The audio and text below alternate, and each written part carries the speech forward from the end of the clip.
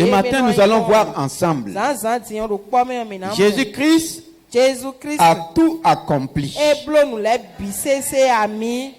Jésus-Christ a accompli toute la volonté de Dieu pour tous les hommes. Nous sommes dans le mois de la croissance dans la volonté de Dieu. Il est important de savoir, de comprendre que Jésus-Christ a accompli toute la volonté de Dieu. La volonté de Dieu que chaque homme essaie par ses efforts, par tous les moyens. Chacun dit, je veux faire la volonté de Dieu. Je veux connaître la volonté de Dieu. Nous allons voir celui-là qui a accompli toute la volonté de Dieu. Il ne l'a pas accompli pour lui-même, mais il l'a accompli pour tous les hommes. Pourquoi il l'a fait? Parce que toi et moi, Dieu nous a regardés à travers nos efforts, à travers nos luttes, à travers tout ce que nous avons déployé, mais sans pouvoir accomplir sa volonté, ni faire sa volonté. C'est pourquoi beaucoup d'entre nous, nous sommes en dehors de la volonté de Dieu. Nous sommes en train de lutter avec la volonté de Dieu. Dans le livre de Jean 6, le verset 27. Jean 6, le verset 27 à 29. Jean 6. Et nous allons lire aussi le verset 38 à 40. Le verset 27. Travaillez, non pour la nourriture qui périt, mais pour celle qui subsiste pour la vie éternelle, et que le Fils de l'homme vous donnera. Car c'est lui que le Père, que Dieu a marqué de son sceau. Ils lui dirent, que devons-nous faire pour faire les œuvres de Dieu?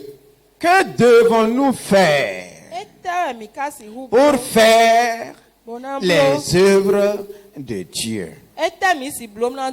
L'homme est animé par l'onction de faire. Et les voici devant le Dieu manifesté dans la chair. Il demande, que devons-nous faire pour faire? Il cherche à faire pour faire. Je ne comprends pas bien leur français.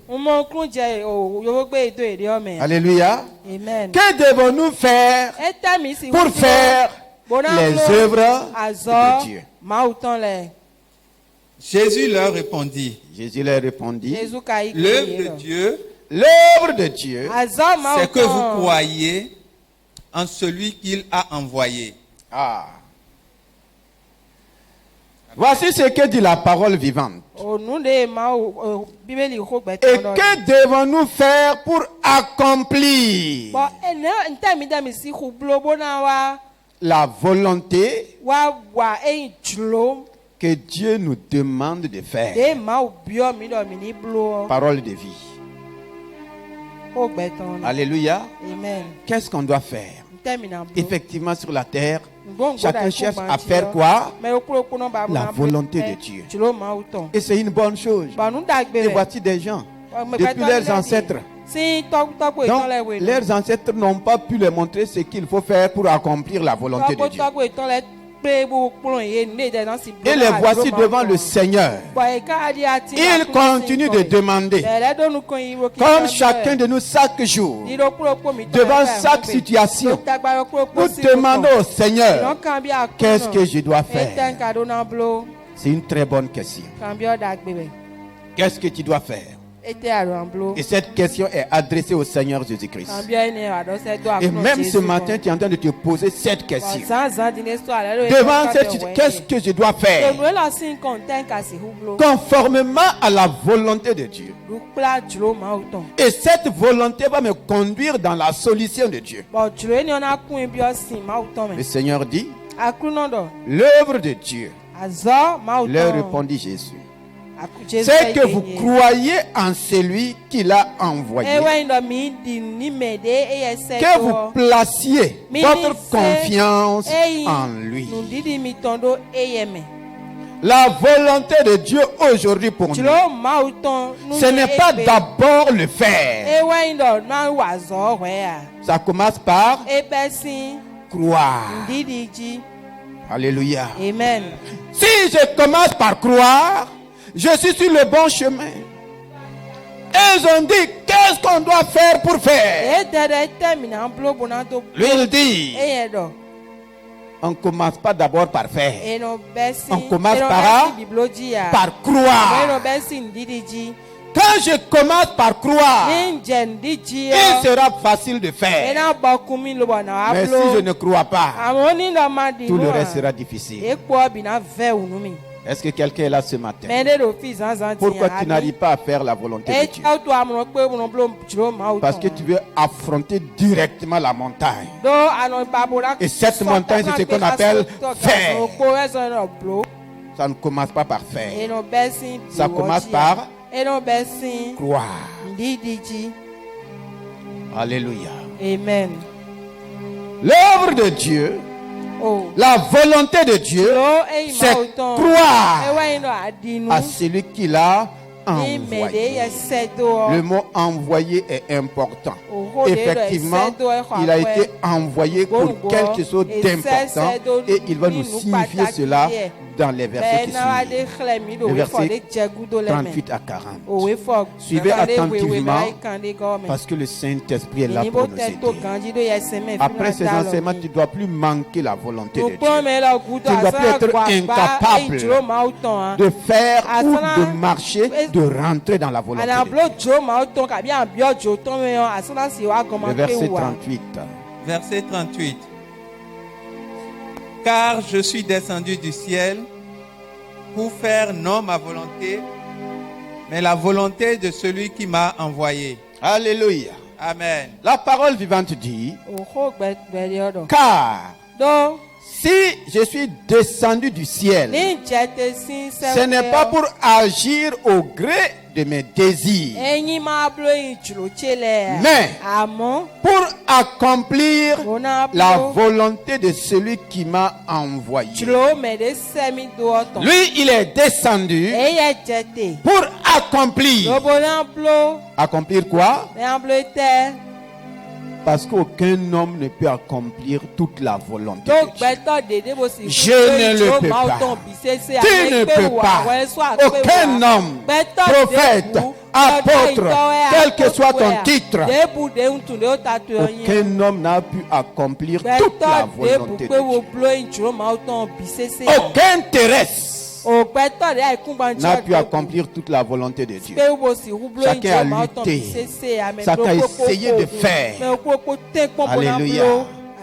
Mais celui-là qui connaît sa volonté, celui-là qui est sa propre volonté, il est descendu pour accomplir.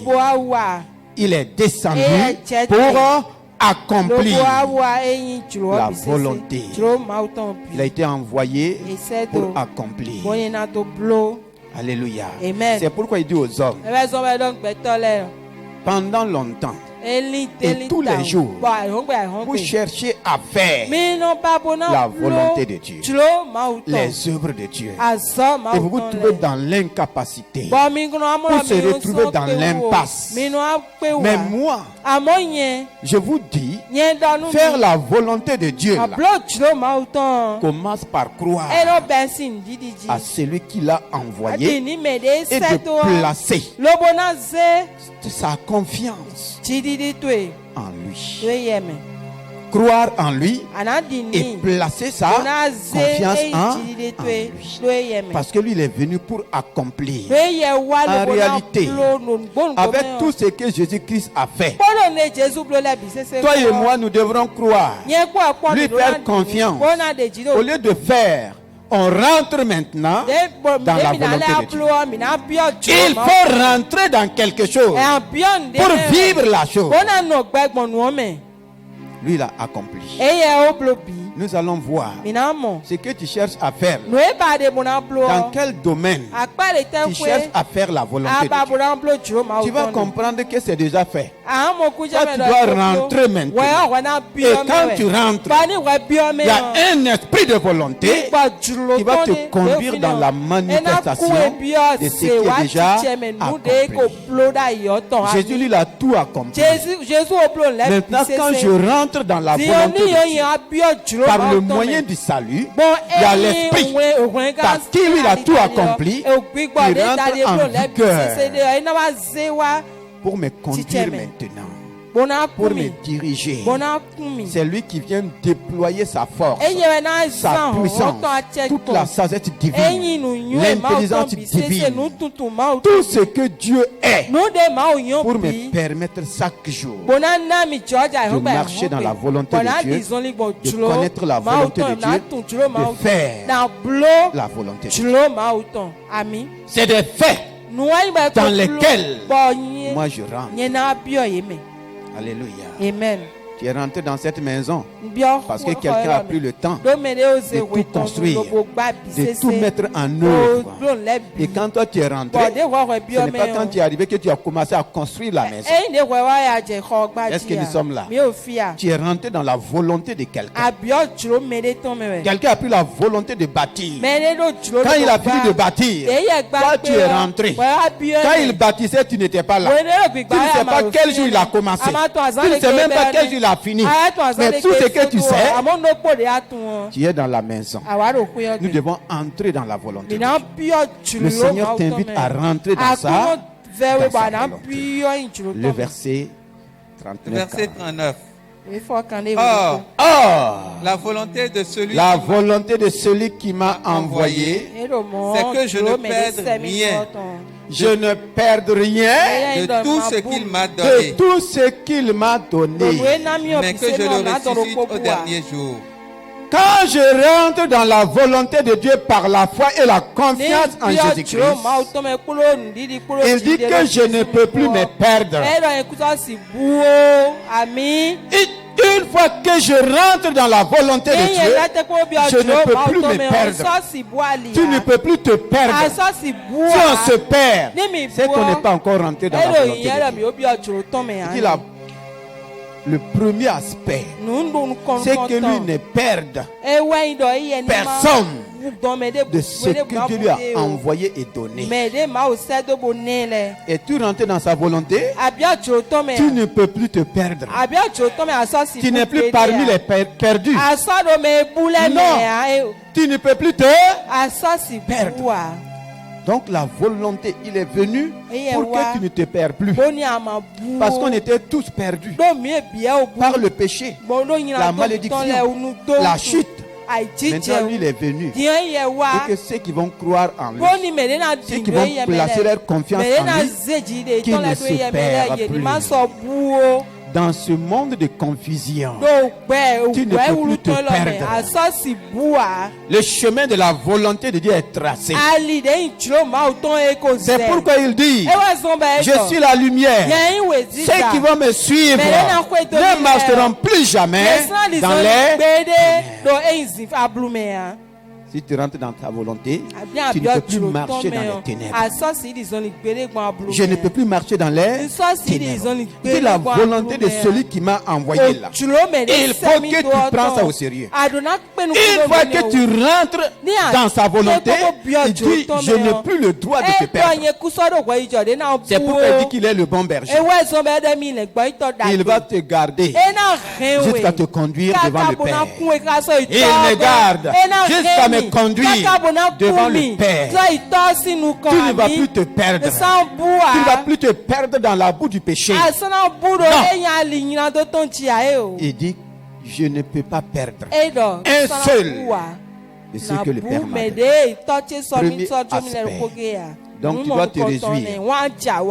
Si tu es venu au Seigneur, si tu crois en lui, si tu as placé ta confiance en lui, il te garantit que tu ne vas plus te perdre. Il te garantit, il me garantit qu'il ne peut plus me perdre. Verset 40. Verset 40. La volonté de mon Père La volonté de mon Père. C'est que quiconque voit le Fils. Quiconque voit le Fils et croit en lui, est la vie éternelle. Je veux que tu comprennes cela. Beaucoup de chrétiens ne comprennent pas ce que ça veut dire la vie éternelle. C'est une question de possession. Et le Père me donne de posséder, d'avoir la vie éternelle.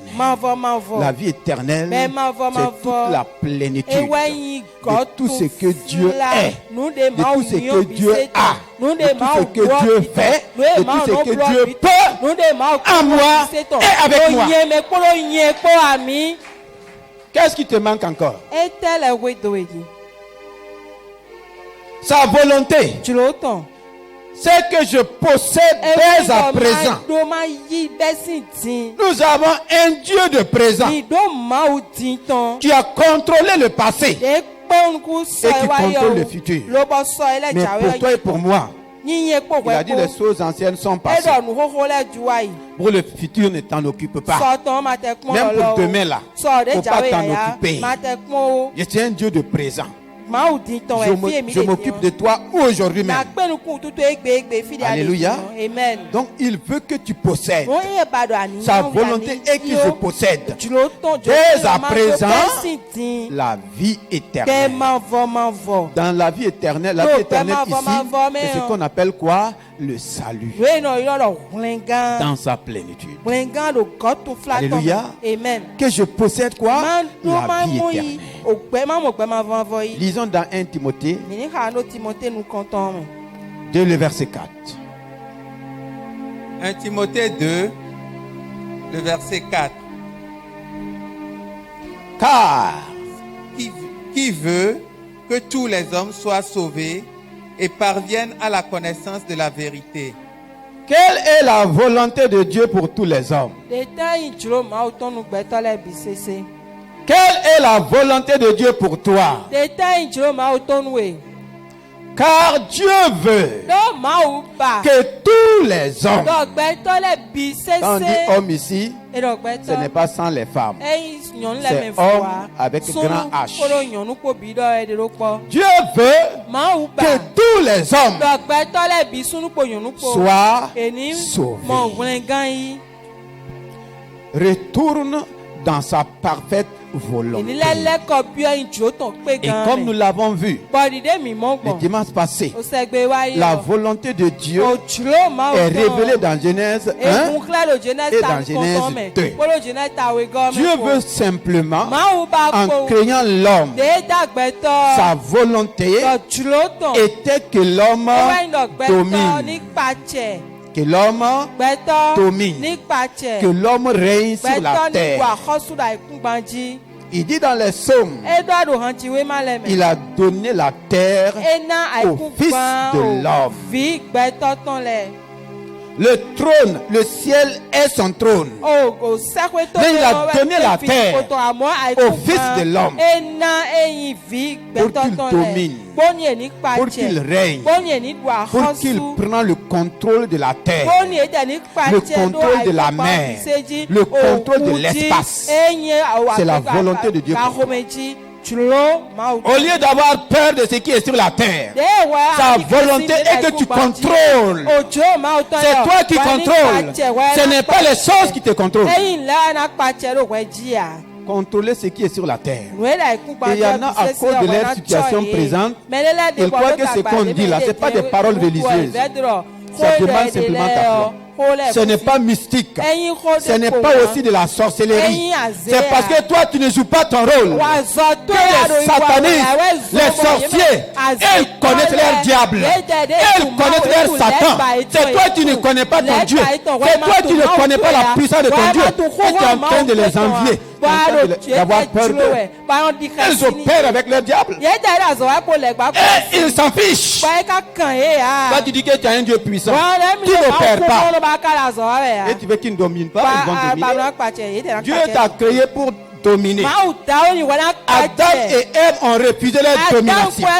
Satan est rentré. Il dit quoi? Il a étendu le péché, la mort. Il a pris le pouvoir. Il a pris le contrôle. C'est pourquoi il domine sur la terre, il domine sur la mer, il domine dans l'espace. Ça n'appartient pas au diable. Ça n'appartient pas aux démons. Ce sont des voleurs. La domination t'appartient. Le règne sur la terre t'appartient. Tu n'as même pas à envier le règne de quelqu'un. Alléluia. C'est sa volonté. Que tu domines, tu prends le contrôle. Et si ce matin tu dis Seigneur, merci de me donner le contrôle de la terre. Le contrôle de l'art, il n'y a rien sur la terre qui va te faire trembler. C'est pas de l'orgueil, c'est la parole de Dieu. Tu me donnes le contrôle de la mer. Je n'ai pas de bateau sur la mer. Je n'ai pas de navire sur la mer. Mais j'ai le contrôle. Il n'y a rien de la mer qui va venir me faire du mal. Comme vous le croyez. Parce que vous refusez de contrôler. Comment un esprit de la mer va venir me contrôler? Comment un esprit de la forêt va venir me contrôler? Celui à qui Dieu a donné quoi? La domination. La domination, là, c'est sur quoi maintenant? Rentrons dans le plan et dans la volonté de Dieu. Alléluia. Amen. Donc, 1 Timothée 2, verset 4 dit. Timothée, nous comptons. 1 Timothée 2, verset 4. Oui, amen. Dieu veut que tous les hommes soient sauvés et parviennent à la connaissance de la vérité. Alléluia. Amen. La volonté de Dieu, que tous les hommes, je suis dedans, tu es dedans, ta famille est dedans, même les méchants sont dedans. Tous les hommes soient sauvés. Sois sauvé. Sauvé, c'est la vie éternelle. Maintenant que tu es sauvé, maintenant que tu as pris possession de la vie éternelle, l'autre aspect que nous négligeons, c'est quoi? La connaissance de la vérité. Beaucoup sont sauvés, mais ils n'ont pas la connaissance de la vérité. Manquer de connaissance de la vérité, c'est ignorer le plan de Dieu pour ta vie, la volonté de Dieu pour ta vie. Que tous les hommes soient sauvés et parviennent. Après être sauvé, je dois parvenir. Tu dois parvenir à la connaissance. Le salut, c'est comme une naissance. Une fois né, tu dois maintenant te développer. Tu dois t'étendre. Tu dois croître dans la connaissance parfaite, véritable, totale. La connaissance de la vérité. Il y a une vérité qui gouverne chaque chose. Il y a quelqu'un, une vérité qui gouverne chaque chose. Il y a une vérité qui gouverne chaque besoin. Il y a une vérité ou des vérités bibliques qui gouvernent tout ce que tu as besoin avec Dieu. Dieu a tout. Et chaque chose, il y a une vérité. Et quand tu vas connaître cette vérité, tu es affranchi par rapport à ce besoin. Quand tu vas rentrer en contact avec la vérité, tu es libéré. C'est pourquoi nous avons vu le jeudi la volonté de Dieu par rapport à la bonne santé. La vérité de Dieu concernant la bonne santé. Quiconque rentre dans cette vérité est libéré de la maladie. Vous connaîtrez la vérité et elle va vous affranchir. Affranchir de quoi? Si j'ai la vérité sur la bonne santé, je suis affranchi de la maladie. Tu es affranchi de la Connais-tu la vérité de Dieu sur la bonne santé? Nous l'avons vu en partie le jeudi. Matthieu 4, 23 à 24. Qu'est-ce que le Seigneur est venu faire? Il dit qu'il est venu pour sauver. Je veux que tu prends ces vérités. Mon frère, si tu n'as pas quelque chose pour noter, demande à ton voisin une feuille, un bic. Sinon tu vas oublier après. Matthieu 4, le verset 23 à 24. Matthieu 4, le verset 23. Jésus parcourait toute la Galilée. Il parcourait toute la Galilée. Il ne marchait pas. Il parcourait. Pourquoi il parcourait? Enseignant dans les synagogues. Il révélait la volonté de Dieu. Enseigner, c'est révéler la volonté de Dieu. C'est révéler les secrets de Dieu par rapport aux besoins de l'homme. Il enseignait. Et qu'est-ce qu'il faisait encore? Prêchant la bonne nouvelle. Il prêchait. Il démontrait la puissance de Dieu. Et guérissant toute maladie. Il guérissait toute maladie. Quelques maladies. Quelques maladies. Certaines maladies. Il guérissait toute maladie. Et toute infirmité. Parmi le peuple. Qu'est-ce que le peuple a fait pour Jésus? Ils se sont prosternés pour l'adorer. Est-ce qu'ils ont eu même le temps de chanter pour lui? Ce peuple-là même n'était pas sauvé. Ce qu'il guérissait là n'était pas encore rentré dans le plan du salut. Mais il était en train de dévoiler la volonté de Dieu. De dévoiler la vie que Dieu l'a envoyé donner aux hommes sur la terre. Il enseignait, prêchait, guérissant toute maladie. Donc tous ceux qui venaient à lui étaient guéris. Comment toi tu dis que tu viens à Jésus? La médecine fait son travail. Mais souvent, nous sommes plus attachés à la médecine qu'à Christ. Nous sommes plus liés aux choses de la médecine qu'à Christ. Et nous croyons à la médecine plus qu'au Seigneur. Parce que la médecine est visible. Leurs comprimés sont visibles. Leurs injections sont visibles. On tend à croire plus à ce qu'on voit qu'à ce qu'on ne voit pas. Il guérissait toute maladie. Y a-t-il une maladie ce matin ici qui ne peut pas guérir? En leur temps là, peut-être que leur maladie même était pire que ce que nous traversons. Toute maladie et toute infirmité parmi le peuple. Le peuple, ce n'est pas quelques-uns. À moins que tu ne viens pas à Jésus. Et ne venaient même pas pour le recevoir. Et ils n'avaient même pas reçu dans leur vie.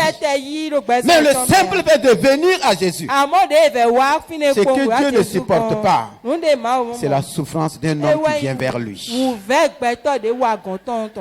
La souffrance de l'homme qui vient vers lui. Arrêtons d'être hypocrites. La souffrance de l'homme qui vient à Dieu. Dieu ne peut pas rester insensible. Changeons de mentalité. Changeons de raisonnement. Rentrons dans la vérité. Il guérissait toute maladie. Et Jésus guérit ce matin toute maladie. Jésus guérit ce matin toute infirmité. C'est toi le peuple de Dieu aujourd'hui. Seul en son temps n'existe plus sur la terre. Mais son œuvre ne s'est pas arrêtée. Son œuvre continue ce matin. Tu es venu à Jésus, bien tu es venu dans un bâtiment. Ceux qui venaient à lui, il les guérissait de toute maladie. C'est pas normal de venir à Jésus et repartir avec ta maladie.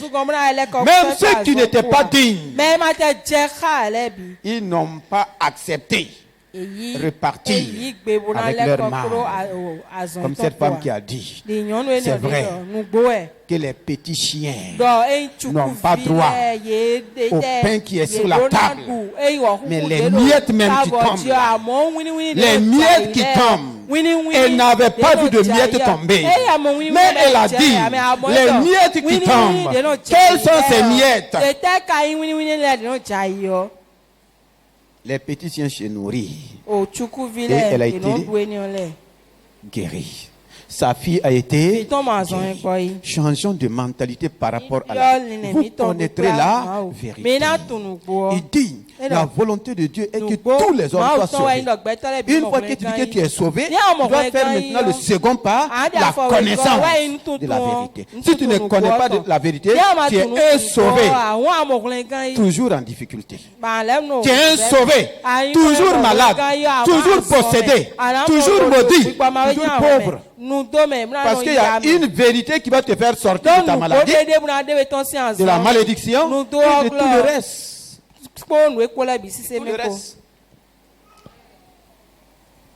Le verset 24. Verset 24.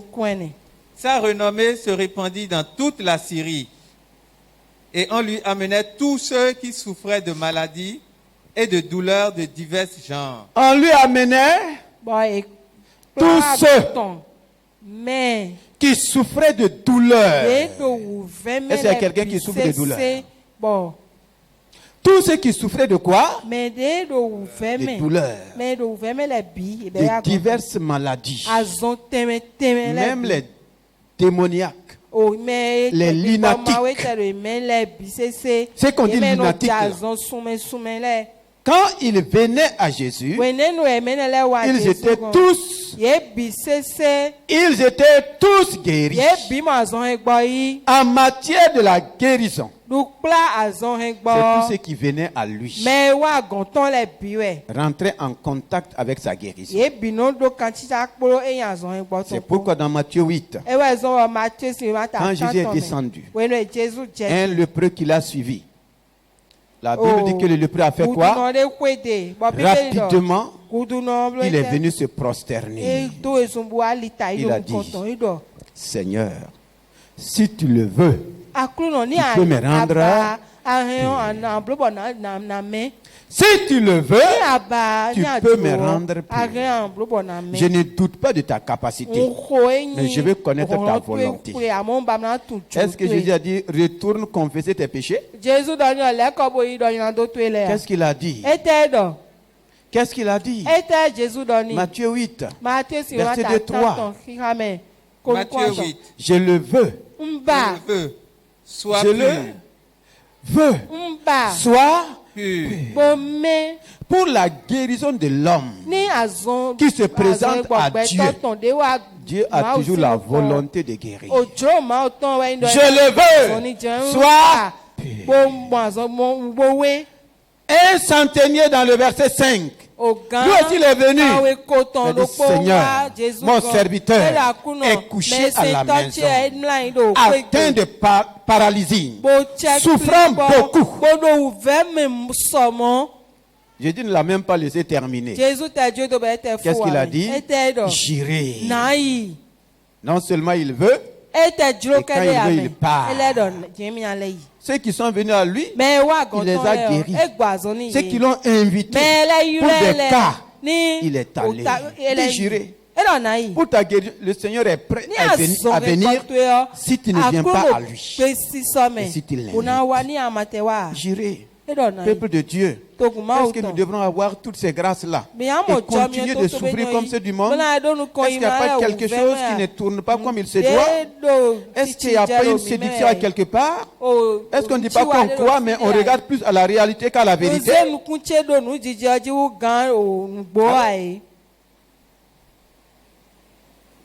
Si je devrais regarder à mon état, je n'allais pas venir ici ce matin. Je n'ai pas dormi la nuit. Mais me voici. Je ressemble à un malade. Alléluia. Voici ma chérie. Qu'est-ce qui s'est passé? J'ai pris la vérité. Ce que je suis en train d'enseigner là, je la pratique dans ma propre vie. Vous connaîtrez la vérité. Vous êtes sauvés. Dieu veut que tous les hommes soient sauvés. Le salut est accompli. Maintenant, si tu es sauvé, tu dois passer à la connaissance de la vérité. Vous dites que vous êtes sauvé. Vous aurez la vérité maintenant qui va vous libérer dans chaque aspect, chaque domaine, chaque circonstance, chaque épreuve. Maintenant, vous allez accuser Dieu. Verset 13. Puis Jésus dit au centenier, va, qu'il te soit fait selon ta foi. Le verset 14. Jésus se rendit ensuite à la maison de Pierre. À la maison de qui? Pierre. Pierre, c'est qui? Un des disciples de Jésus-Christ. Et lui, il avait sa belle-mère atteinte de fièvre. Et aujourd'hui, si tu es atteint ou atteint de fièvre, qu'est-ce qu'il y a? Qu'est-ce qu'on va dire? Donc Jésus guérit le Covid-19. Amen. Alléluia. Amen. Elle était atteinte de fièvre. Sa fièvre était tellement montée. Une personne de son âge, c'est pas simple. À tel point qu'elle ne pouvait pas aller à la rencontre de Jésus. Quand Pierre a commencé à voir Jésus guérir les malades, Pierre a dit, il faut passer sur moi aussi. Il faut passer. Et effectivement, il est passé. Et sa belle-mère qui était atteinte de fièvre. Le Seigneur guérit ta fièvre ce matin.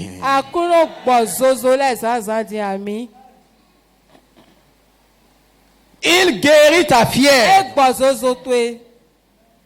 Et tous les symptômes liés à la fièvre. Tu es guéri au nom de Jésus-Christ. Elle a été guérie. Et quand elle a été guérie, quand la région où Jésus était a appris que Jésus guérissait toute maladie et toute infirmité, ils ne vont pas le laisser partir. La Bible dit qu'il est resté là-bas jusqu'au soir. On amenait des démoniaques. On amenait même des paralytiques. Et il est délivré par quoi? La parole. Le verset 16 à 17. Le soir, on amena auprès de Jésus plusieurs démoniaques. Plusieurs. Donc, les démoniaques de la région se sont rendus où? Vers lui. Plusieurs. Il chassa les esprits par sa parole. Par sa parole. La parole de vérité. Et il guérit tous les malades. Il ne plaît pas au Seigneur que tu viens à sa réunion, les autres sont guéris, toi tu n'es pas guéri. Ce n'est pas la faute au pasteur. Je crois que ce n'est pas non plus la faute au Seigneur Jésus-Christ. Il guérit tous les malades. Et pourquoi il a fait? Afin que s'accomplisse ce qui avait été annoncé. Voici la vérité que tu dois connaître. Tu dois parvenir à connaître cette vérité. Il a fait parce qu'il y a une vérité qui a été libérée. Afin que s'accomplisse ce qui avait été annoncé par Ésaïe le prophète. Il a pris nos infirmités. Donc il est venu pour faire quoi? Pour faire quoi? Pour prendre ce qu'on appelle infirmité dans le corps de l'homme. C'est des maladies liées à un esprit. C'est des maladies contrôlées par une alliance. C'est des maladies contrôlées par un pacte. actes. On peut voir dans ça les envoûtements, les empoisonnements, les ensorcellements et tout ce qui est lié par un esprit. La médecine ne peut pas guérir ces maladies.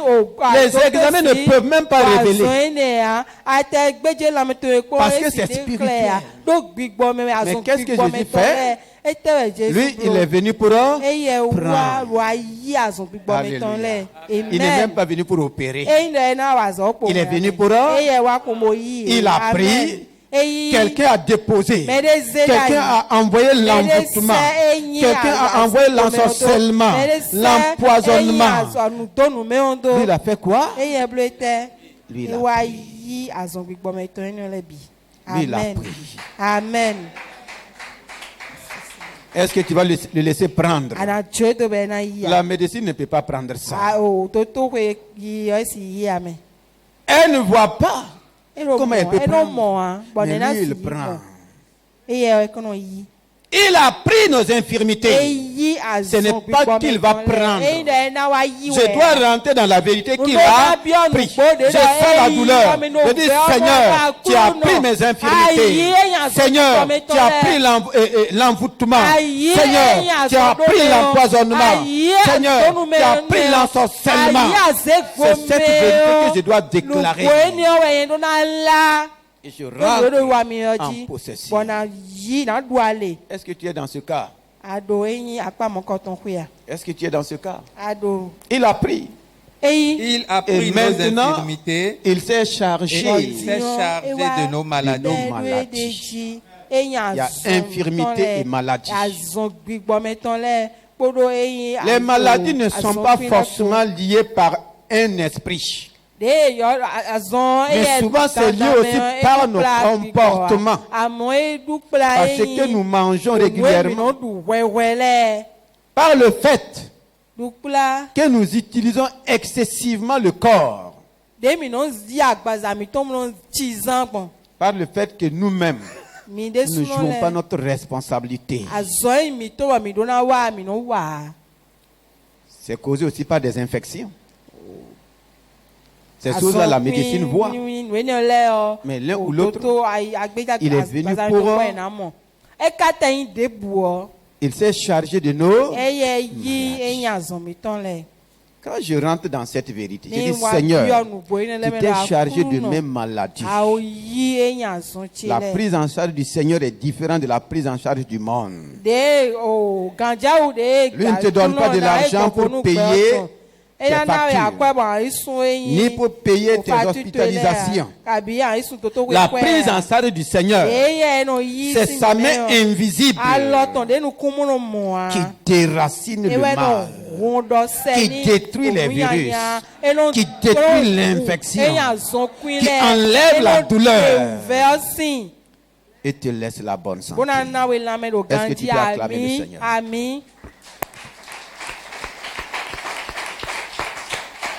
Dieu veut que tous les hommes soient sauvés et parviennent à la connaissance de la vérité. La vérité par rapport à la délivrance. Alléluia. Il y a tellement de points de vérité. Je vais te donner les versets, tu vas continuer après. La vérité par rapport à la délivrance. Beaucoup de chrétiens sont sauvés, mais continuent à peiner dans la délivrance. Tout le temps, et ils ne sont jamais délivrés. Pourtant, il y a une vérité qui contrôle cela.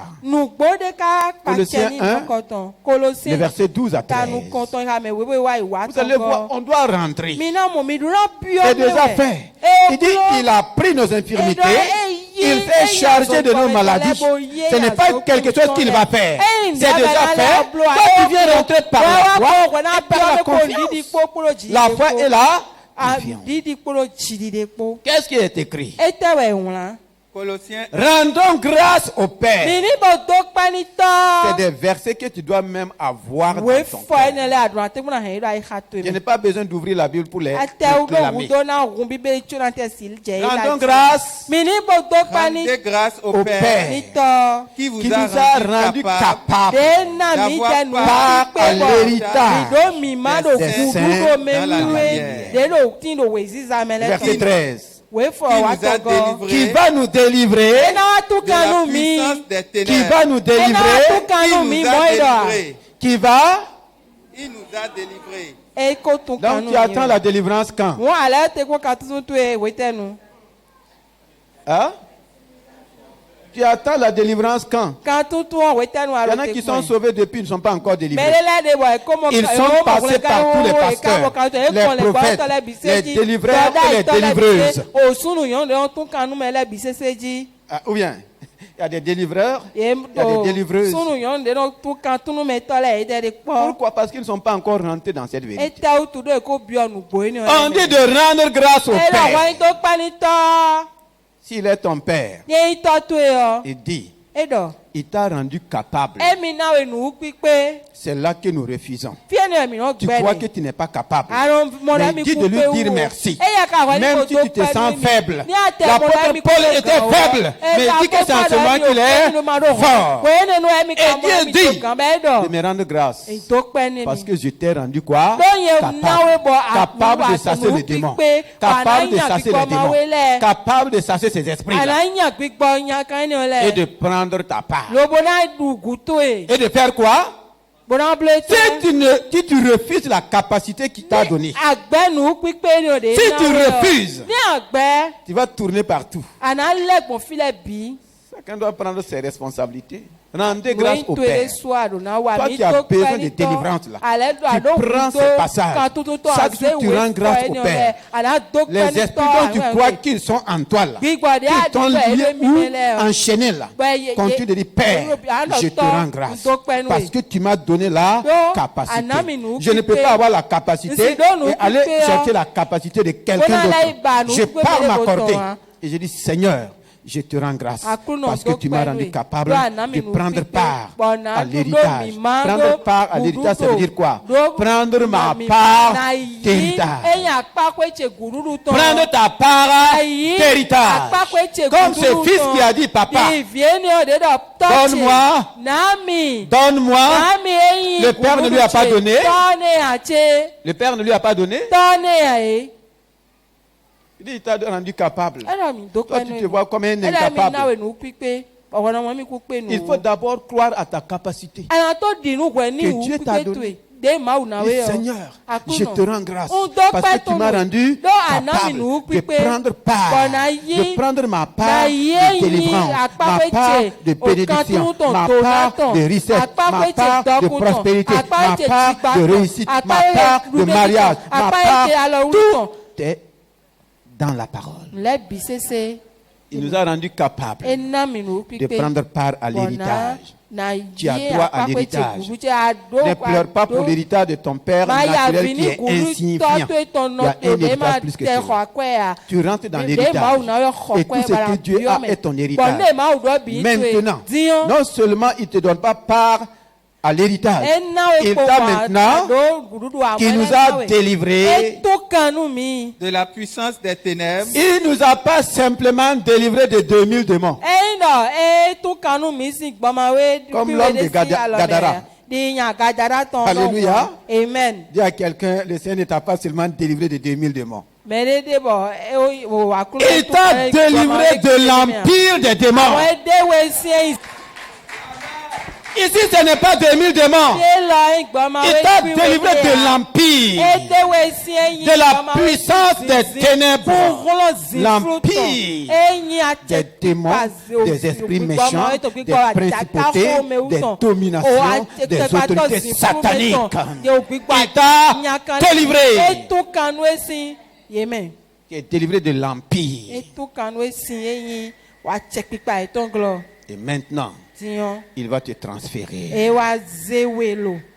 Alléluia. Amen. Il y en a qui sont toujours en train de lutter avec les démons parce qu'ils croient qu'ils sont toujours dans leur empire. Quand il nous a délivrés, qu'est-ce qu'il a fait?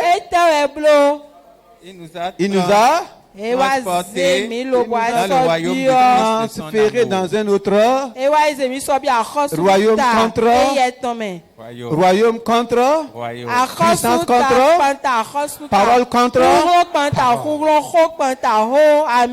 Tu dois accepter ces vérités. Dieu n'a pas besoin d'un peuple yo-yo, mais un peuple affermi dans la vérité. Il veut que tous les hommes soient sauvés. Et tous les sauvés doivent parvenir à la connaissance de la vérité. Et toute la Bible est la vérité de Dieu. La vérité de Dieu par rapport à la bénédiction. Alléluia. Amen. Puisque tu dois connaître ces choses. Tu ne traiteras un sauvé, mais privé de beaucoup de choses. Galates 3, verset 10. Et nous allons lire le verset 13 et 14. Je veux que tu saisisses cela. Il ne faut pas continuer à aller te vendre. Que tu as des malédictions générationnelles. Des malédictions. Cela a été réglé. Galates 3. Galates 3. Le verset 10. Verset 10. Tous ceux qui sont sous la loi, car tous ceux qui s'attachent à la loi de la loi sont sous la malédiction. Est-ce que tu es attaché aux œuvres de la loi? Voici là où nous nous arrêtons. La loi, c'est quoi? C'est ce que les autres ont dit. Que devons-nous faire? La loi dit toujours de faire ou de ne pas faire. Si toi tu es attaché à cela, la Bible dit que tu es sous la malédiction. C'est toi qui te mets sous malédiction. Et la malédiction va peser sur toi. Tu ne peux pas rentrer sous quelque chose tant que la chose ne pèse sur toi. Tous ceux qui s'attachent à la loi, ceux qui s'attachent à la religion, sont sous la malédiction. C'est pas moi qui le dis. Et nous aimons la religion. Chacun a sa religion. Et la religion est contrôlée par la loi. Dominée par la loi. C'est pourquoi les gens sont dans de bonnes religions, dans la malédiction. Malgré leur bonne foi, malgré leur croyance, ça ne change rien à la malédiction. Mais comment sortir? Le verset 13. Christ nous a rachetés. Christ nous a rachetés de la malédiction de la loi. Quelqu'un nous a achetés et nous a bourrés de malédiction. Christ est parti nous prendre. C'est pourquoi on dit racheter. Quelqu'un nous avait déjà acheté et il nous a maudits. Christ est parti te racheter avec la malédiction. Il va opérer une œuvre. Il m'a pris maudit. Maudit avec mes fétiches, maudit avec mes traditions. C'est là qu'il est venu me racheter. Est-ce que tu es racheté de l'Éternel? Est-ce que tu es racheté par le sang de Jésus-Christ? Est-ce qu'il y a un racheté ici? Christ nous a rachetés. Il t'a... Tu es encore sous la malédiction? On était sous. Il est venu faire quoi? Nous racheter. C'est la vérité que tu dois accepter. Sinon, tu ne peux pas sortir de la malédiction. Ta prière ne peut pas te faire sortir. Ma prière ne te fera pas sortir sans la connaissance de cette vérité. Christ nous a rachetés de la malédiction. Alléluia. Amen. Tu ne vas pas acheter quelque chose et laisser la chose n'importe comment. Amen. Quand tu achètes quelque chose d'une boutique, la boutique a encore droit à la chose. Quand tu pars au supermarché, tu achètes même quelque chose. Est-ce que le supermarché a encore droit à la chose? Il peut te poursuivre à la maison. Pourquoi nous n'acceptons pas ces vérités? On dit qu'il nous a rachetés de la malédiction. Continue. Christ nous a rachetés de la malédiction de la malédiction de la loi. Étant devenu malédiction pour nous. Il est devenu quoi? Malédiction pour nous. Il y a eu transfert. Est-ce qu'il est venu du ciel maudit? En venant du ciel, il était maudit. On n'a pas dit qu'il était le saint enfant de Dieu. Maintenant, quand il nous a rachetés, j'étais entaché de malédiction. La malédiction était en piandeur. Il va faire un transfert. Il est devenu quoi? Comment il a fait? Quelqu'un qui n'était pas malédiction. Quelqu'un qui est capable de racheter quelqu'un de la malédiction. Il m'a racheté. Il a pris ma malédiction, mettre sur lui. À partir de maintenant, vois ta malédiction sur Christ. Pourquoi? Parce qu'il sait que si la malédiction vient sur lui, là, la malédiction sera anéantie. C'est moi que la malédiction moyen. La malédiction ne moignait pas le Dieu de la bénédiction. Alléluia. C'est pourquoi il a pris. Quand il a pris là, il dit que c'est lui qui est devenu malédiction. Et il dit à la malédiction, si tu peux me faire quelque chose, il faut faire, on va voir. Amen. Amen. Non, vous n'êtes pas là. C'est des paroles qui... Ou bien, il dit qu'il est devenu quoi? Malédiction. Il a affronté la malédiction. C'est lui maintenant qui combat avec la malédiction. Ce n'est plus moi, ce n'est plus toi. Et toi, tu continues de dire que tu es maudit. Tu refuses la parole. Il est devenu quoi? Malédiction. Et quand il est devenu malédiction, nous sommes restés encore malédiction. Il est devenu malédiction pour compatir avec nous. Tu vois, tu n'es pas le seul maudit. Hein. Je suis venu prendre une partie de la malédiction pour que tu comprennes que je t'aime. Non. Lui, il est devenu. Et toi, tu es devenu quoi maintenant? Afin que la bénédiction d'Abraham est pour les païens son accomplissement en Jésus-Christ et que nous reçussions normalement l'esprit qui nous devons jouir de la bénédiction des Juifs. Tu dois jouir de la prospérité des Juifs. C'est une question de mentalité. Le Juif sait. La terre n'a qu'à tourner, se renverser. Le Juif sait qu'il est béni. Parce que son ancêtre a été béni. Il n'était pas là-bas. Quand Dieu disait, je t'ai béni, j'ai béni ta postérité. Et toutes les familles de la terre seront bénies en toi. J'ai fait de toi quoi? Une source de bénédiction. Les Juifs savent que leur ancêtre Abraham, ce n'est même pas Isaac, ce n'est pas Jacob, ce n'est pas David, ce n'est pas Moïse, c'est Abraham qui est leur source. Et partout, ils marchent avec leur bénédiction. Tu ne peux pas convaincre un Juif qu'il est maudit, quel que soit son péché. Tu ne peux pas convaincre un Juif qu'il est maudit. Vas-tu le convaincre? Un Juif descend ici, les Libanais vont rentrer. Tu ne peux pas convaincre un Juif qu'il est maudit. Ils ont accepté la bénédiction de leur ancêtre. Christ vient. Il dit, je vous ai racheté. Toi, tu ne connaissais pas Abraham. Les ancêtres ne le connaissaient pas. Mais nous avons eu cette grâce d'être connectés à Abraham par qui? Par Jésus-Christ. Et toi, tu continues de dire que tu es quoi? Tu es maudit. Voici des vérités qu'on ignore. Racheté. Afin que la bénédiction d'Abraham, ce n'est pas la bénédiction de ton ancêtre. Ce n'est pas la bénédiction de vaudou, non. C'est ça la grâce. C'est ça la grâce.